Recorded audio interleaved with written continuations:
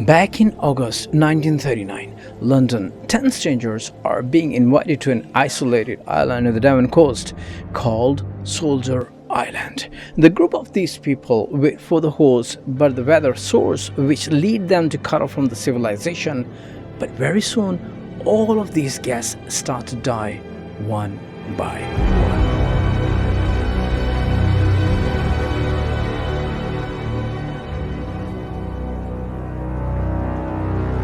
Starting from the first Miss Claythorne called by the recruitment agency, she is being told that they are minor secretarial duties. No matter what is her qualification, she is the chosen one.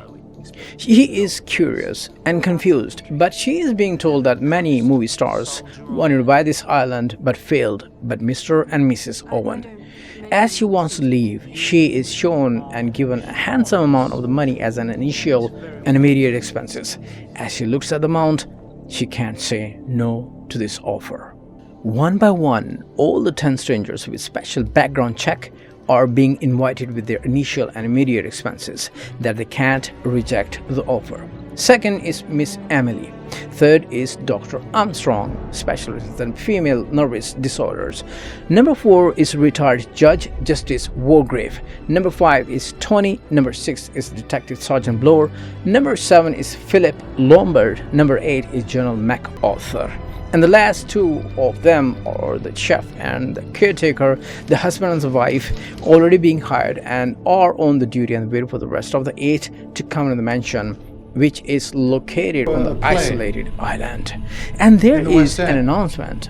Ladies and gentlemen, silence please, you are charged with the following indictments. The train to the Soldier Island is moving to take some of the invitees. Remember, they are all having taken care of their travel expenses too. And some of them take the road trip to reach to the island. Meal is being prepared, and besides the whole arrangement, a round wooden board of the 10 marble figures of the soldiers are put on the dining hall in the center of the table, which is the main attention of the story. They are being dropped by the shore. They start to walk to the mansion, and the guide who is taking them leaves all of them in the middle of the way. Perhaps he knows what's coming for them.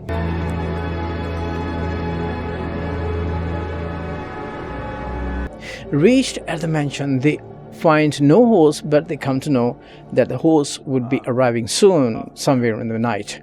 The caretaker guides all these guests to their rooms. Meanwhile, as everyone is getting settled in the room, Miss Claythorne notices a poem framed on the wall. 10 little soldier boys went out a dine, one choked his little self, and then they were 9. And then the second one is the general. As he pays attention to the lines, something hits him. He talks to himself, says, "Leave me alone." As everyone is getting ready, Lombard approaches the staircase and the caretaker instructs Lombard that I was strictly advised to let you all know that this area is forbidden to reach. On the other hand, Miss Claythorne is trying to understand the whole mansion, exploring the area. Out of nowhere, the maid, just like the caretaker, approaches, telling her this area is specifically for the staff only. No guests are allowed to enter this area, where Claythorne tells her she is the staff. But maid insists her not to explore until she meets the host herself. Guests are not allowed to come below the stairs. Claythorne asks how many are coming more and how she and the caretaker will cope whole situation. Eventually, she guides her to leave the area. And behind the door, caretaker is listening their conversation. And when she leaves, appreciates the maid or his wife. While everyone is enjoying the moments and introducing to each other, Claythorne enters one of the halls and sees the same poem hanged on the wall. Not noticing Lombard there, only realizes when he speaks, "That is one in my room too. I imagine there one in every room," even makes her more curious. Where Claythorne shares her thoughts, well, the Soldier Island makes sense. But Lombard has suspicion on the host. Lombard had eyes on Clayton when they were traveling on the same train to the Soldier Island, and she avoids him, taking as gesture of harassment. Where now Lombard tries to explain that he is not that kind of person, where Clayton expresses herself to him that she is not that kind of person to be looked at, and the Lombard reacts as she is pretending. I have an instinct about you. I think you're pretending. Now Lombard expresses sorry if he has made her uncomfortable by staring at her legs. Clayton replies saying, I doubt if you have sorry for anything. Caretaker hammers or beat the plate to gather everyone for the dinner. Dinner is being served and the whole table does not know each other, where Emily expresses her thoughts against the host seeing the 10 marble soldier on the board. I'm not sure about these. They look very pagan, where Clayton explains that these are the 10 soldiers from the poem hanged in every room they all must have noticed or seen. While their chit-chat, Judge talks about abbreviation of E.1, the host's name, Yulik Norman. Clayton puts her own theory about Mrs. Owen, saying she is Una Nancy. Now it's getting dark. Dessert is being served, where Emily Brandt asks the caretaker about the host, perhaps if they can call, and phone, but there is no any phone, and only communication with the outer world is through the telegram, only in the morning.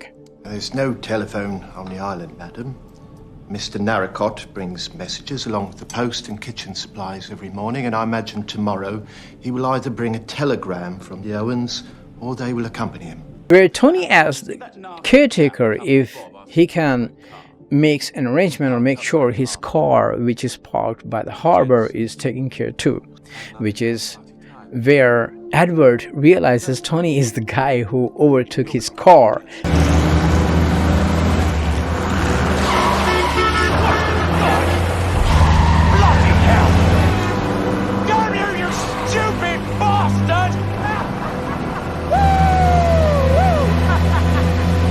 They are advised to kill the argument by shaking hands as gentlemen. As time passes before the bedtime, an announcement is being made, captures everyone's attention. Ladies and gentlemen, silence, please. You are charged with the following indictments. Edward George Armstrong, that you murdered Louisa Mary Cleese. Emily Caroline Brandt, that you murder Beatrice Taylor. William Henry Bloor, that you did murder James Stephen Lander. Vera Elizabeth Clayton. You did murder Cyril Ogilvy Hamilton. Philip Lombard, that you did murder 21 men. Murder of East Africa tribe. John Gordon MacArthur, that you did murder Henry Richmond. Anthony James Marston, that you did murder John and Lucy Combs. Lawrence Cove Wargrave, that you did murder Edward Seaton. Thomas Ethel Roger, that you did murder Jennifer Brady. Prisoners at the bar, how do you plead? Where these announcements are being heard, Lombard kicks the door where the sound is coming from. It was from the record on the gramophone. While everyone is in shock trying to find out, Tony leaves to get a drink, and Mrs. Roger, caretaker's wife, loses her consciousness, and Dr. Armstrong takes care of her and gives her something to drink. Meanwhile, everyone gathers on the drawing room. Roger and the caretaker enters the room with a paper full of the instructions. He proves knowing nothing about the record because his wife's name was also mentioned in it. He explains further about the Mrs. Brady that she was everything for them. He could never murder her, but actually he did murder her while his wife was watching him with this heinous act or heinous crime. He lies and tells all the guests that he did not murder anyone.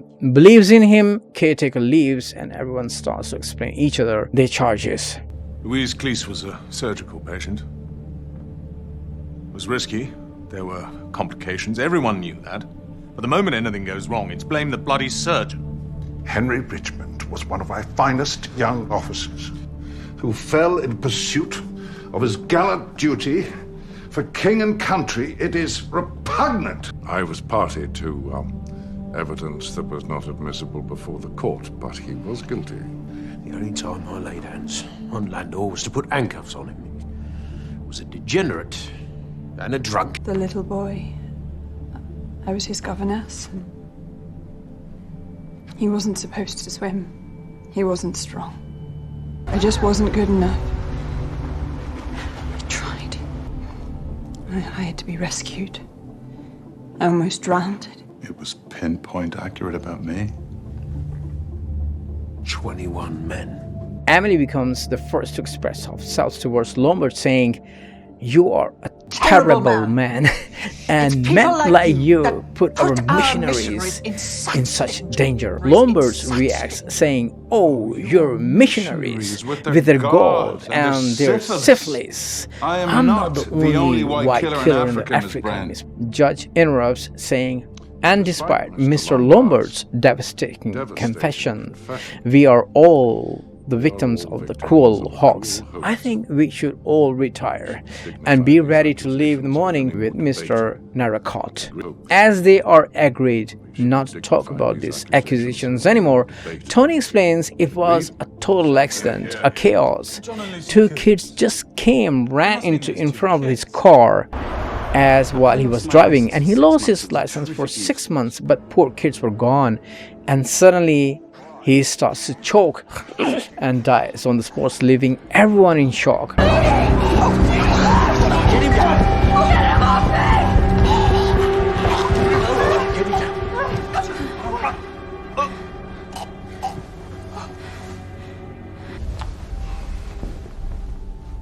They put him in the bed, covers his face, while Lombard calls Armstrong, showing cocaine in Tony's room. Maybe he was overdosed. On the other hand, Mrs. Rogers, wife of the caretaker, recalls her memories while she was on the bed trying to sleep, her husband killing their employer. And shocked guest Dr. Armstrong also dreams about his act while caretaker breaks the silence by knocking at his door, calling him to come out and to check on his wife, who has been dead for some hours. She's been dead for some hours. As everyone is getting ready that morning, Clayton sees Armstrong's asking him about Mrs. Roger, the wife of the caretaker. He tells her that she is gone. She is dead for a few hours. Clayton is confused with a bit of fear to show Armstrong something downstairs. She takes him downstairs and shows him the boat of the soldiers. Now they were 8. 2 have been missing or disappeared. 8 figures for the 8 people into that castle. As she asks him, tell me if I'm right. Doctor leaves, but Clayton is lost in her memories, thinking about the boy that she used to babysit. While Lombard is standing on the staircase, General enters. They chit-chat. The General expresses about this happening as they are cut off from the outer world rat in the barrel. This is perfectly a piece before carnage. Rats in a barrel. This is the piece before the carnage. Next episode. Everyone about a theory, 10 soldier poem. Everyone comes with their own theory about the chaos or event they are facing, checking each other's belonging, putting blame to each other, while Lombard says, we are being hunted. We are all being hunted. There's someone else on this island. And when I find them, I'm gonna make them number 22. Stay tuned for the episode 2 of the absolute masterpiece of the adventure and the mystery. And if you are the fan of the mysterious, dark, true crime story, movie recap or review, please stick with me. That's all I do, and I upload once or twice a week. You folks take care of yourself and your surroundings. I am Uzair Sipra. Until next time. Don't forget to tune in for the episode 2 later on.